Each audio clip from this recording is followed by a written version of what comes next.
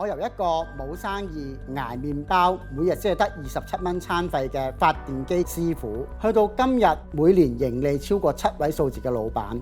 BNI 帶俾我嘅唔單止係生意上面嘅增長，亦都係一個人嘅格局同眼界嘅提升。我係 Magic Wong， 專業領域係應急發電機。喺2019年，我喺發電機呢行已經做咗20年。我帶咗我嘅工作經驗出嚟創立我嘅公司，日日嘗試去揾一啲合作伙伴，揾啲生意，可惜一次又一次俾人拒絕。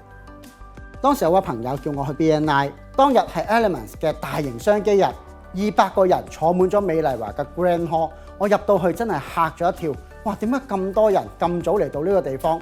佢哋一定對佢哋嘅生意好有熱誠。而當日亦都出現咗一個我好想認識嘅人，係一個機電顧問。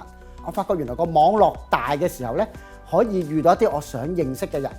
喺呢一刻，我已經毫不猶豫加入成為 BNI 嘅會員。喺我創業嘅第4年，已經做到咗1000萬嘅生意，但係同年我蝕咗100萬，因為我透過一啲行家嘅介紹，我揾到個唔好嘅供應商。喺呢一刻，我終於知道，我除咗有生意額之外，我都要有好好嘅合作伙伴，我先可以賺到真正嘅盈利。咁喺我尋找之際，好感恩透過 BNI， 我揾到一個好夢寐以求嘅合作伙伴，佢係 Sean。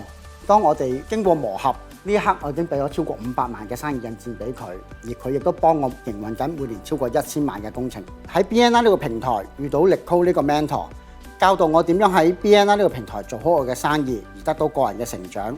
冇佢，我唔會成長得咁快。而今日 BNI 令到我由孤身一個人變成有強大嘅團隊，感謝每一位幫過我嘅會員。BNI 改變咗嘅唔單止係我嘅生意，而係我整個人生。BNI changed my life， 感恩遇上 BNI。